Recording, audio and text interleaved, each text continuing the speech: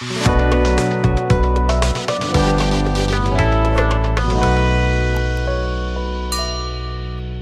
लोग को अभी पढ़ना है डाल्टन्स एटॉमिक थ्योरी। देखो बड़ी बात है, अभी भी हालांकि उसमें बहुत सारा खामियां हैं, बहुत सारे ड्रॉबैक्स हैं, लेकिन अभी जितना टेक्निकली एडवांस्ड हम लोग हो गए, मॉडर्न हो गए हैं, जितना developed equipment, advanced complex equipments हम लोग के पास है, कोई भी चीज को देखने के लिए, किसी भी चीज को रिसर्च करने के लिए, तो अब बहुत चीज रेडीमेड एकदम अवेलेबल है। बहुत सारा इन्वेंशंस हो चुका है जो हम लोगों को आगे फर्दर एटॉमिक लेवल पे या बहुत बड़े लेवल पे, माइक्रो लेवल से लेकर मैक्रो लेवल पे, इवन अगर सोलर सिस्टम को भी पढ़ना है तो इतना एडवांस टेलीस्कोप आ गया कि तो कोई भी अगर ग्रह को देखना है तो बहुत हद तक ठीक ठाक आदमी देख सकता है। नहीं तो अब, लेकिन अब बहुत हद तक जो चीज को एक्सपेरिमेंटली प्रूव करके हमको पता चला, उस टाइम में, अपने टाइम के बारे में बात कर रहे हैं, डाल्टन्स अगर बिना कुछ देखे सुने, कुछ बेसिक एक्सपेरिमेंट से, कुछ नॉर्मल चीज जान सुन के अगर कुछ पोस्टुलेट्स को दे दिए और उसमें से अभी भी बहुत हद तक बात सही है, तो बहुत बड़ी बात है। नहीं, हालांकि वो भी बोल रहे हैं कि हालांकि डाल्टन्स एटॉमिक थ्योरी में बहुत खामियां हैं, क्योंकि उस समय बहुत सारा चीज तो साइंटिफिक एविडेंस था ही नहीं, उतना मॉडर्न इक्विपमेंट से अवेलेबल नहीं था। तो डाल्टन एटॉमिक थ्योरी में हम कुछ वो बातों को पढ़ेंगे जो एटम के बारे में डाल्टन्स ने बताया। पोस्टुलेट का मतलब होता है अवधारणा।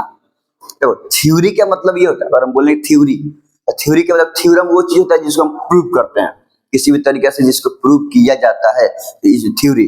अब पोस्टुलेट का मतलब हम देख के, जान के, सुन के, कुछ अपना बेसिक कॉन्सेप्ट लगा के, एक्सपीरियंस लगा के कोई बात को बोल रहे हैं, तो वो हो गया हमारा अवधारणा, पोस्टुलेट्स। तो ये एक्चुअली डाल्टन्स एटॉमिक थ्योरी हम बोल रहे हैं, बट एक्चुअली वो डाल्टन्स का पोस्टुलेट्स है, मतलब अवधारणा है वो, मतलब इसमें कहीं से भी कोई साइंटिफिक प्रूफ वाली बात नहीं है। ठीक है, डाल्टन्स एटॉमिक थ्योरी ओवरऑल जितना भी बात है वो सब एक साइंटिफिक प्रूव्ड अप्रूव्ड बात नहीं है, कोई एक्सपेरिमेंटली वेरीफाइड बात नहीं है कि एक्सपेरिमेंट करके देखें तो ऐसे मिला तो हम ऐसे बोल दिए क्योंकि ऐसे था, ऐसा करे कोई एक्सपेरिमेंटली प्रूव्ड, एक्सपेरिमेंटली वेरीफाइड बात नहीं है। वो बस कुछ बेसिक चीज देख सुन के, कुछ उसके बारे में सोच समझ, एक्सपीरियंस से, कुछ रिएक्शन से हमको जो समझ में आया वो बात हम क्या किया कि एक्सप्रेस कर दिए कि हमको लग रहा है कि भाई एटम के बारे में कुछ ऐसा बात होना चाहिए। ये बात समझ में रहा है? ये क्या हो गया? अवधारणा। नहीं मतलब जिसको एक्चुअली में देखे सुने नहीं हो, लेकिन जो थोड़ा मोड़ा बात कहीं से कुछ वाइब्स हमको मिला हो, तो उसको हम सोच समझ के तब उसके बारे में हम क्या करें कि बताने की कोशिश कर रहे हैं। ये हो गया पोस्टुलेट्स, अवधारणा। ठीक है, तो ये एक्चुअली जितना भी कॉन्सेप्ट है डाल्टन्स का, तो वो हम पोस्टुलेट्स में जानेंगे। तो सब क्या है कि पोस्टुलेट्स है। तो डाल्टन एटॉमिक थ्योरी क्या, बहुत सारे बात तो अखर हम लोग तो लोअर स्टडी में पढ़ लेते हैं। सबसे पहले क्या बात कि एटम इंडिविजुअल, सब मैटर बनता है एटम से, all matters are made up of atom, और एटम इंडिविजुअल होते हैं। मतलब जब सबसे करते करते अगर सबसे छोटा कोई चीज है तो क्या है कि सबसे छोटा स्मॉलेस्ट चीज अगर कोई है तो क्या है, स्मॉलेस्ट पार्टिकल कोई है तो क्या है, एटम। और ये बात था डाल्टन का पोस्टुलेट्स में कि एटम इंडिविजुअल है। इंडिविजुअल का मतलब उसको डिवाइड नहीं किया जा सकता है। अब डाल्टन से बताए थे बाद में, अब इसी को हम लोग पढ़ेंगे ड्रॉबैक में। भाई डाल्टन ने बोला कि एटम इंडिविजुअल है, एटम को डिवाइड नहीं किया जा सकता है। अब तो हम जानते हैं ना कि एटम को डिवाइड किया जा सकता है, उससे भी छोटे इलेक्ट्रॉन, प्रोटॉन्स, न्यूट्रॉन्स होते हैं, उसको डिवाइड करेंगे तो नहीं, लेकिन उस समय इलेक्ट्रॉन, प्रोटॉन, न्यूट्रॉन ये सब का कोई कॉन्सेप्ट नहीं था। तो पहले क्या बात ये है। दूसरा बात डाल्टन ने ये बताया कि atom can neither be created nor be destroyed, और ना ही इसको एक एलिमेंट के एटम से और दूसरे एलिमेंट के एटम में हम क्रिएट कर सकते हैं। अगर हमारे पास कोई सोडियम एटम है, हम कुछ भी एन ओने करके हम सोडियम के एटम का प्रॉपर्टी सब वही होगा। तो सोडियम के एटम का जो प्रॉपर्टी होगा, कुछ भी करके हम सोडियम के एटम को पोटेशियम के एटम के प्रॉपर्टी में कन्वर्ट नहीं कर सकते हैं। किसी एक एलिमेंट के एटम को किसी दूसरे एलिमेंट के एटम के रूप में, सब एटम आइडेंटिकल है कहने का मतलब, सबका सब एलिमेंट्स का एटम क्या होते हैं कि आइडेंटिकल तो होते ही हैं, लेकिन किसी एक एलिमेंट के एटम को दूसरे एलिमेंट के एटम के फॉर्म में हम कन्वर्ट, ट्रांसफर नहीं कर सकते। तो ये बात अभी भी हद तक सही है, अभी भी ये बात बहुत हद तक सही है, लेकिन कहीं कहीं अब भी बहुत सारे एलिमेंट्स हैं हम पढ़ते हैं जो रेडियो एक्टिव है, यूरेनियम जैसे कि हो गया। तो हम क्या करते हैं, उसके न्यूक्लियस को अल्टर करके, इस मान लो किसी भी एटम का, अगर हम बोलते हैं कि एटम में नंबर ऑफ प्रोटॉन 10 गो है, उस तो वो अपना एक एलिमेंट है जो भी हो।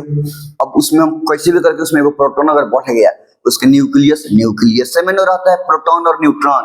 अब कैसे भी हम अल्टर करके हम न्यूक्लियस में एगो प्रोटॉन बढ़ा दिए, अब प्रोटॉन आ गया कई गो, 11 गो। तो 11 को प्रोटॉन माने 11 हो गया उसका एटॉमिक नंबर।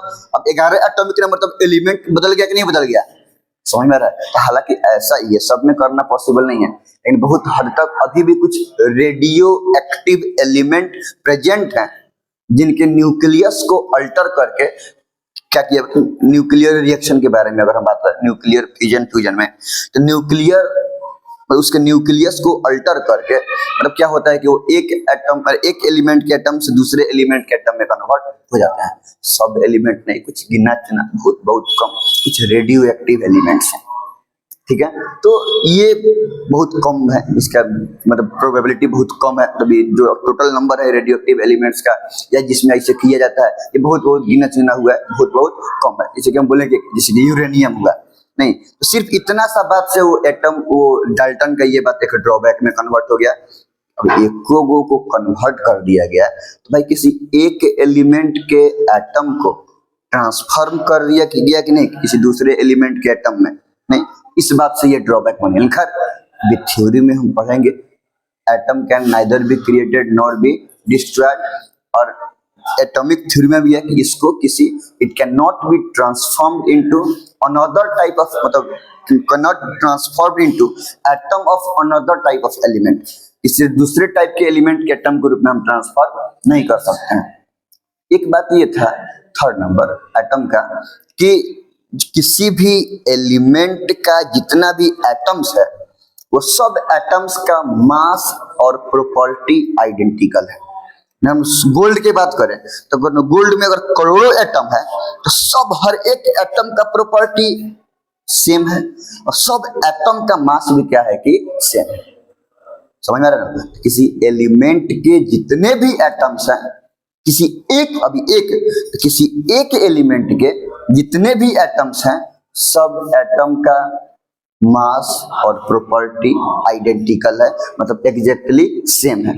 अब ये भी जाके थोड़ा बहुत ड्रॉबैक में कन्वर्ट हो गया। क्यों? क्योंकि अब हम लोग देखते हैं कार्बन में पढ़ते हैं आइसोटोप्स का कॉन्सेप्ट उस समय अब फ्लॉप हो गया। आइसोटोप्स के जब कॉन्सेप्ट आया तो कार्बन में देखते हैं कि एटम कार्बन का है, कौन का मास नंबर 12 है, एटम कार्बन का है, कौन का मास नंबर 13 है, कौन का मास नंबर 14 है।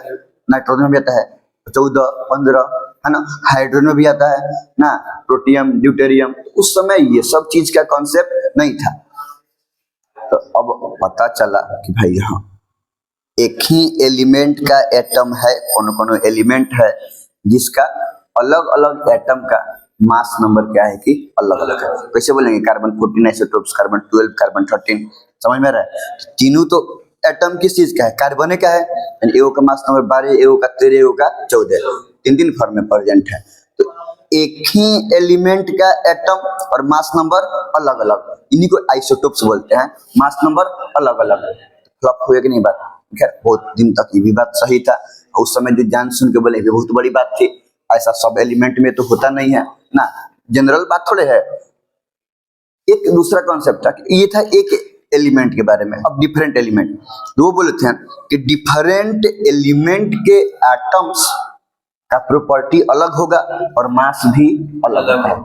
डिफरेंट एलिमेंट के atom, different sodium, potassium, calcium, magnesium, hydrogen, helium, lithium, कुछ डिफरेंट एलिमेंट के एटम, एगो इसका एटम, एगो इसका एटम, एगो इसका एटम, एगो इसका एटम, तो सब अलग अलग एलिमेंट के जितने भी अलग अलग एटम्स हैं वो एटम्स का प्रॉपर्टी भी अलग होगा और मास भी अलग होगा। लेकिन जब से आइसोबार्स आया, आइसोबार्स का मतलब एटम अलग अलग एलिमेंट का और मास नंबर सेम।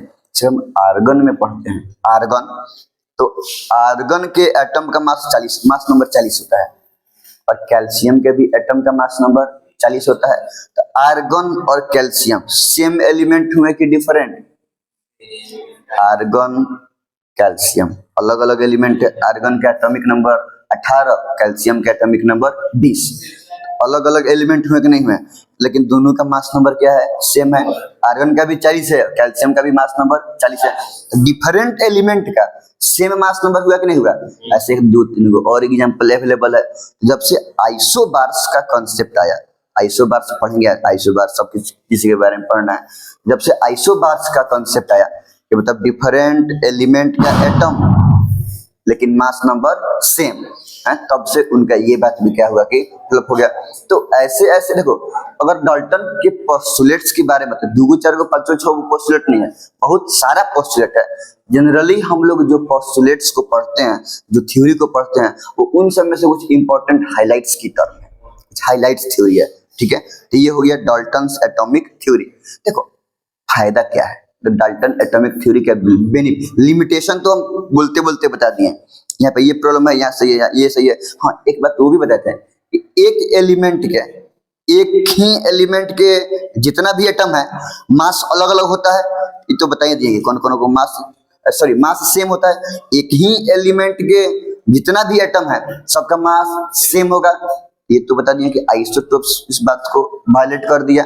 अब एक प्रॉपर्टी भी अलग है, कार्बन में ही होता है एलोट्रोप्स। जब से एलोट्रोप्स का कॉन्सेप्ट आया, जैसे कोयला भी कार्बन का एलोट्रोप्स है, डायमंड भी कार्बन का एलोट्रोप्स है, समझ। लेकिन दोनों का प्रॉपर्टी एकदम क्या होता है कि अलग होता है। डेंसिटी के मामले में, लाइट लफ्सर के मामले में, बहुत सारा चीज के मामले में प्रॉपर्टी क्या होता है कि डिफरेंट होता है, ठीक है। ग्रेफाइट है, कार्बन का ही, कार्बन से ही बनता है। तो इस तरह से हम देखें कि ये सब्सटेंस एक ही एलिमेंट का है, लेकिन प्रॉपर्टी सेम नहीं है, प्रॉपर्टी अलग अलग है। तो जब से एलोट्रोप्स का कॉन्सेप्ट आया, उनके इस बात को भी क्या किया कि खारिज कर दिया। तो हमने कुछ डाल्टन के थ्योरी के बारे में देखें, और साथ ही साथ थ्योरी के साथ साथ उसके ड्रॉबैक भी देखें कि वो बात आया, कौन सा बात उस बात को काट दिया। ड्रॉबैक भी देखें, ठीक है, कैसे वो बात डाल्टन के द्वारा कहा हुआ बात अब क्या हो गया कि गड़बड़ हो रहा है, ड्रॉबैक्स में कन्वर्ट हो रहा है। कुछ फायदा भी है। तो सबसे इंपॉर्टेंट फायदा क्या है, सबसे मेन इंपॉर्टेंट हमको फायदा क्या लगता है कि उस समय, अभी तो एटम के बारे में भी इन्होंने था, क्या है एटम, नहीं ना इन्होंने, तो उस समय बोले कि आइडेंटिकल मास, एटम का मास भी कुछ होता है, ऐसे करके कॉन्सेप्ट सबसे पहले आया। एटॉमिक मास के बारे में कॉन्सेप्ट अगर सबसे पहले कोई दिया तो कौन दिया, डाल्टन। क्योंकि बात बोल रहे हैं कि एटम का मास आइडेंटिकल होता है, डिफरेंट एलिमेंट के एटम का मास डिफरेंट होता है। तो एटम का मास, एटॉमिक मास के बारे में कॉन्सेप्ट यहाँ पे क्या होता है कि खुल के निकलता है। दूसरी बात ये है कि ये जितना भी बात बोले हैं, इस सब बात में से हम कंप्लीट थ्योरी को ले ले, तो चाहे लॉ ऑफ कांस्टेंट प्रोपोर्शन हो, चाहे लॉ ऑफ मल्टीपल प्रोपोर्शन हो, नहीं चाहे law of conservation of mass हो, कोई भी लॉ वायलेट नहीं होता है। जितना भी डाल्टन्स का थ्योरी है, सब थ्योरी इन तीनों लॉ ऑफ केमिकल कॉम्बिनेशन में, तीनों लॉ पे एकदम खड़ा उतरता है, कहीं से कोई प्रॉब्लम नहीं करता है। कुछ कुछ फायदा भी है, कहीं कहीं कुछ कुछ प्रॉब्लम भी है। इतना बात हम लोग लिख लिया जाए डाल्टन्स के एटॉमिक थ्योरी के बारे में, ठीक है।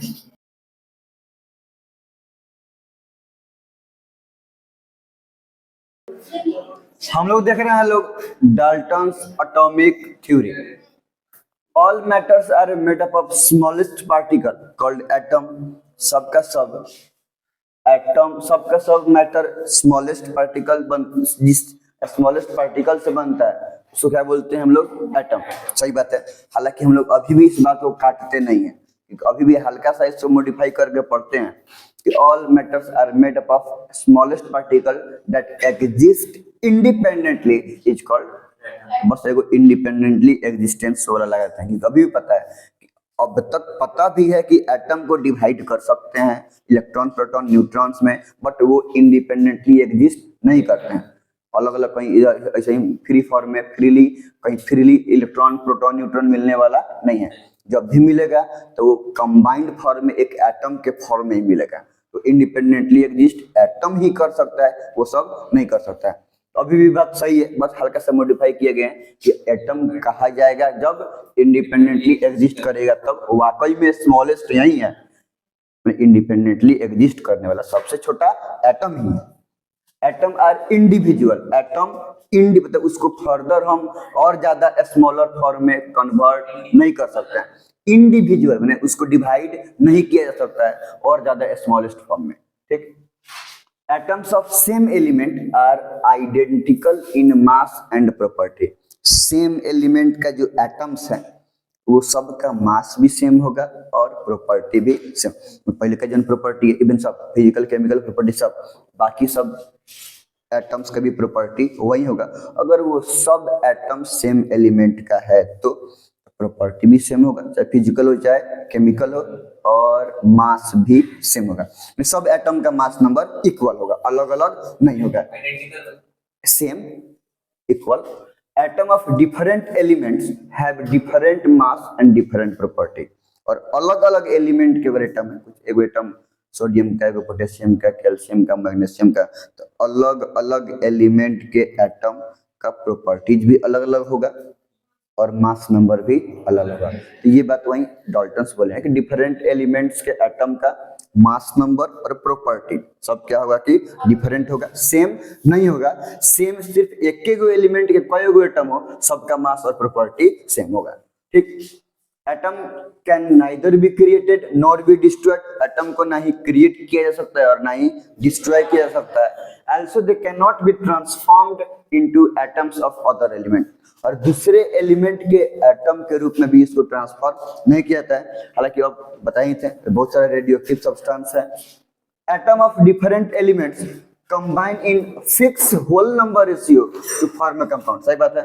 अगर ऐसा थोड़े है कि कितना भी कार्बन ले लो, कितना भी ऑक्सीजन ले लो, कोनो कोनो प्रोपोर्शन ले लो, मिलके कार्बन डाइऑक्साइड बन जाएगा। कार्बन डाइऑक्साइड बनेगा तब जब 3:8 के रेशियो में, 3:8 मतलब मास के रेशियो में मिलेगा तब।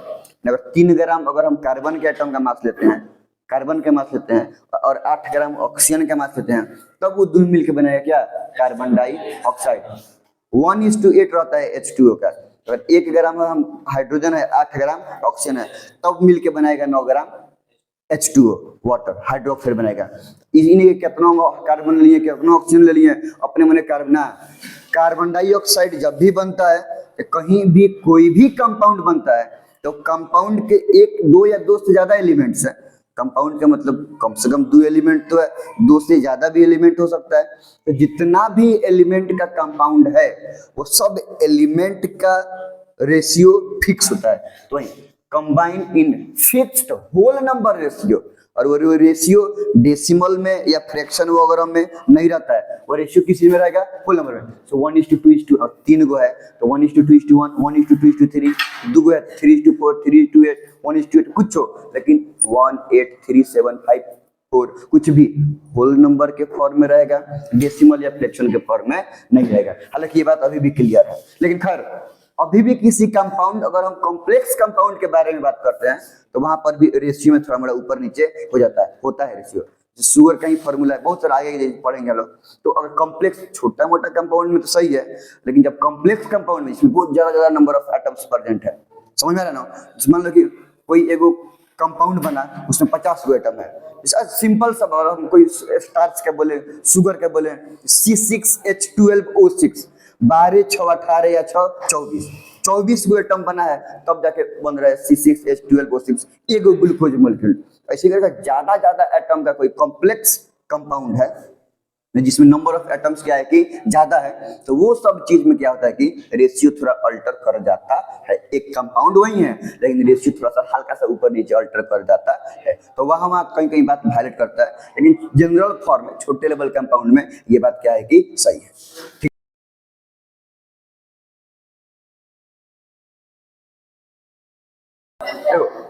Positives of Dalton's atomic theory, मतलब जो हम लोग लास्ट क्लास में डाल्टन एटॉमिक थ्योरी के बारे में पढ़े थे लोग, उसका प्रोज कॉन्स पे क्या पॉजिटिव है क्या नेगेटिव है, मतलब वो चीज के बारे में बात कर रहे हैं।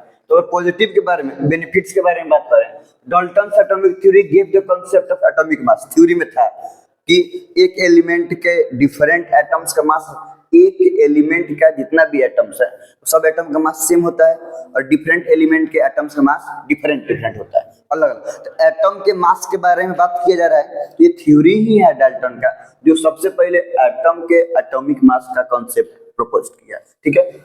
Many theories are present even now in the existing theory of atom. तो अभी भी जितना भी हम एटम का थ्योरी है उस समय तो थ्योरी बिना साइंटिफिक एक्सपेरिमेंट का दिया गया। अभी भी पूरा देख परख साइंटिफिक एक्सपेरिमेंट के बाद जो एटम के बारे में बात बोला गया उन अभी प्रेजेंट प्रेजेंट के अभी भी थ्योरीज में से बहुत सारा बात पहले वाला से मिलता जुलता है। ये बहुत बड़ी बात है। Dalton's atomic theory did not violate the law of multiple proportion, law of constant proportion, and law of conservation of mass. Chemical combination में कौनो law multiple proportion, constant proportion और कंजर्वेशन ऑफ मास किसी भी law को violet नहीं करता है। मैंने वायलेट का मतलब उसके अगेंस्ट में जाना, तो ऐसे कुछ होता जाता नहीं है। Even the drawbacks are present in some specific element, not for all element. अगर हम उसके नेगेटिव्स में कुछ ड्रॉबैक्स के बारे में भी पढ़ेंगे, जिसकी मान लो कि इसमें आइसोटोप्स के बारे में, कार्बन का क्या सब एलिमेंट का आइसोटोप्स नहीं ना होगा?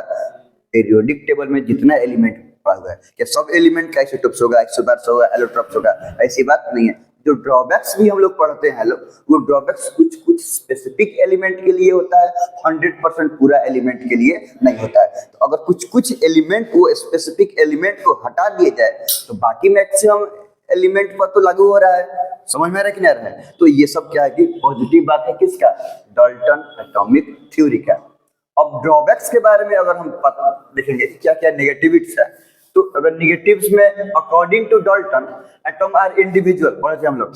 एटम इंडिविजुअल है, एटम को और ज्यादा स्मॉलर फॉर्म में डिवाइड नहीं किया जा सकता है। बट अब तो हमको पता है कि एटम को डिवाइड किया जा सकता है उनके सब एटॉमिक पार्टिकल्स के फॉर्म में, इलेक्ट्रॉन, प्रोटॉन और न्यूट्रॉन। एटम को फर्दर डिवाइड करेंगे तो क्या मिलेगा? इलेक्ट्रॉन, प्रोटॉन और न्यूट्रॉन, जिससे वो एटम बना हुआ है। तो उससे भी छोटा हो गया, सबसे स्मॉलेस्ट एटम नहीं हुआ और एटम डिवाइड किया जा सकता है। ये बात हम लोग को अभी पता चल गया। और इंडिपेंडेंटली यहाँ जहां आ गया वहां एटम तक ही बात लिमिटेड है। इंडिपेंडेंटली एग्जिस्ट करने वाला स्मॉलेस्ट पार्टिकल अभी भी एटम ही है। ठीक है। कॉन्सेप्ट ऑफ आइसोटोप्स, आइसोटोप्स का मतलब पढ़ेंगे हम लोग, आइसोटोप्स, आइसोबार सब के बारे में पढ़ेंगे। तो आइसोटोप्स का मतलब होता है, ध्यान से, एलिमेंट एक गो, मास नंबर अलग अलग। समझ में आ रहा है? तो वैसे ही तो concept of isotopes also form drawback to this theory. Isotopes भी ड्रॉबैक क्यों ड्रॉबैक बना रहेगा? क्योंकि थ्योरी में हम लोग पढ़े थे कि एटम में एक एलिमेंट का जितना भी एटम है सब एटम का मास सेम होगा। एक एलिमेंट के सब एटम का मास सेम होगा, लेकिन atom of carbon are found to have different mass number. देखो ये सब कार्बन के मास है क्या? एटॉमिक नंबर 6 एटॉमिक नंबर 6 किसका होता है? कौन एलिमेंट का होता है? कार्बन का। ये सब तो कार्बन का एटम है, लेकिन इस कार्बन के एटम का मास नंबर 12 है, इसका मास 13 है, इसका मास 14 है। तो एटम है कार्बन का, लेकिन मास नंबर सेम है कि डिफरेंट है? सेम एलिमेंट के एटम्स का डिफरेंट मास हो गया कि नहीं हो गया? 2 ना 3 गो है। तो यहाँ पे ड्रॉबैक्स बन रहा है कि नहीं बन रहा है? लेकिन अभी भी आइसोटोप्स सब में होगा क्या? लेकिन खैर एक गो में हुआ तो बात को अगेंस्ट गया। और वो बात बोला है कि हर एलिमेंट के एक एलिमेंट के सब एटम का मास सेम होता है। एक को हो गया तो थोड़ा सा एक्सेप्शन हुआ कि नहीं हुआ? एक्सेप्शन क्रिएट कर दिया, तो इसलिए ड्रॉबैक में चला गया। कॉन्सेप्ट ऑफ आइसोबार्स, आइसोबार्स का मतलब डिफरेंट एलिमेंट का एटम लेकिन मास नंबर सेम। एटम अलग अलग, इसमें क्या था? एक एलिमेंट का एटम और मास डिफरेंट, इसमें डिफरेंट एलिमेंट का एटम और मास नंबर सेम। तो ये भी तो बात अगेंस्ट में है। डाल्टन बोले थे कि डिफरेंट एलिमेंट के एटम का मास डिफरेंट होगा, लेकिन यहाँ पे देखो आइसोबार्स आ गया, एलिमेंट एटम है डिफरेंट एलिमेंट का, मास नंबर है same. For example mass number of argon and calcium is same. Argon 18, calcium 18 ना, कैल्शियम का कितना होता है? 20। यही होता है ना। अब देखो 18 और 20 अलग अलग एलिमेंट है, कैल्शियम अब आर्गन 18, कैल्शियम 20, लेकिन मास नंबर देखो तो आर्गन का है 40 और कैल्शियम का है 40। तो अलग अलग एलिमेंट लेकिन मास नंबर सेम हुआ कि नहीं हुआ? तो ड्रॉबैक बनाया कि नहीं बनाया? हाँ, ये भी बोले थे डाल्टन कि एलिमेंट का जितना भी एटम है, एगो एलिमेंट के सब एटम का प्रॉपर्टी सेम होगा। लेकिन जब आया एलोट्रोप्स, एलोट्रोप्स का मतलब सेम एलिमेंट का मैटर है लेकिन अलग अलग फॉर्म में है। तो उसका प्रॉपर्टी अलग अलग है। कार्बन का ही देखो, अगर कार्बन के एलोट्रॉप्स के बारे में बात करें तो कार्बन का एलोट्रॉप्स होता है डायमंड, कोल, ग्रेफाइट, ये सब हो गया एलोट्रॉप्स ऑफ कार्बन। अब तुम बताओ कि सबका प्रॉपर्टी सेम होता है कि डिफरेंट होता है? अलग होता है, डिफरेंट होता है, लेकिन सब किस एलिमेंट का है? कार्बन का है कि नहीं है? एक ही एलिमेंट का सब्सटेंस है लेकिन प्रॉपर्टी उसका एकदम पूरा कंप्लीटली अलग अलग है कि नहीं है? तो एलोट्रॉप्स इस बात को भी क्या किया कि ड्रॉबैक बना दिया कि भाई एक ही एलिमेंट के सब्सटेंस अगर हैं उनका प्रॉपर्टी अलग अलग हो सकता है, उनका फॉर्म अलग अलग हो सकता है। तो ये पूरा कॉन्सेप्ट था डाल्टन्स एटॉमिक थ्योरी का, उसका बेनिफिट और उसका निगेटिव। ड्रॉबैक्स का मतलब वो बात मतलब जो अब खत्म हो चुका, मतलब ड्रॉबैक्स का मतलब ये हुआ कि पहले वो शामिल था, अब उसके बाद को काट दिया गया कि मतलब अब वो थ्योरी सही नहीं है, गलत है। समझ रहे ना? वो बात जो उसका खत्म हो गया, बर्बाद, गजब साफ हो गया।